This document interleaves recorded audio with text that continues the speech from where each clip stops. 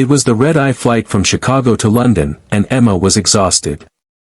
Her 8-month-old daughter, Lily, had been fussy for hours, and with nothing more than a diaper bag and a standby ticket, Emma clutched her child tightly as she settled into the middle seat, squeezed between a window and a sharply dressed man in a navy suit. She didn't know it yet, but her life was about to change in the most unexpected way. Emma hadn't slept in 2 days. After losing her job at a local diner, she was on her way to London to stay with a cousin who offered her a temporary place to crash. She barely had enough for the flight, and definitely not for comfort. Lily whimpered, and Emma did her best to soothe her with soft humming. The man beside her, impeccably dressed, glanced sideways but said nothing. His polished shoes, Rolex watch, and confident air made it obvious, he wasn't used to sharing space with crying babies. Emma whispered a tired apology. "I'm so sorry, she's just tired." He looked at her, then at Lily, and to her surprise, smiled gently.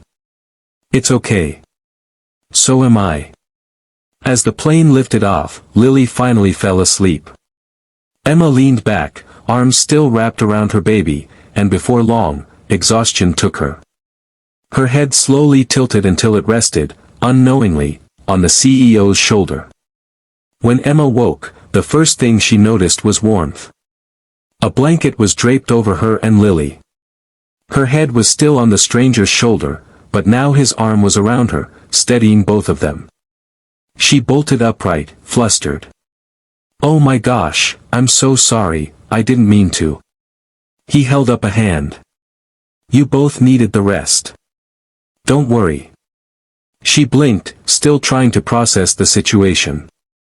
That's when she noticed something else, her diaper bag, now clean and neatly zipped, with a new pacifier attached to the side.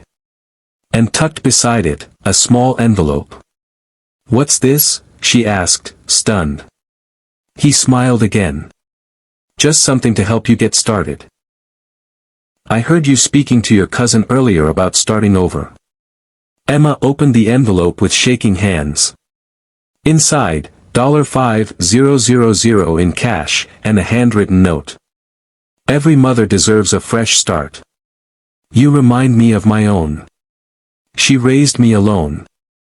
Pay it forward someday." She looked up, her eyes welling with tears. "I can't accept this." "Yes, you can," he replied softly. "And one more thing. If you're ever ready to work again, call this number." He handed her a sleek business card. Lucas Hart, CEO, Hartwell Global. Emma gasped. The name was familiar. He ran one of the largest family-focused tech companies in North America. She'd read about his company developing free education tools for underprivileged kids. "Why would you help me?"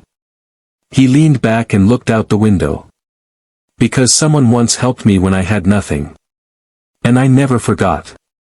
6 months later, Emma sat in a bright office overlooking the Chicago skyline. This time, as a new recruit on Hartwell Global's community outreach team. With a modest salary, stable childcare, and evenings reserved for Lily, Emma finally had something she hadn't felt in a long time: hope. She never forgot that flight. That moment. That kindness from a stranger who saw her not as a burden, but as someone worth investing in. And now, she was paying it forward, volunteering on weekends, mentoring young single moms, and even starting a podcast to tell stories of second chances. Sometimes, the smallest acts of compassion, letting someone rest, sharing a blanket, offering a hand when no one else will, can ripple into something extraordinary. In a world that often looks the other way, kindness still flies at 35,000 feet, and lands where it's needed most. Because one warm shoulder, one open heart, can change a life forever.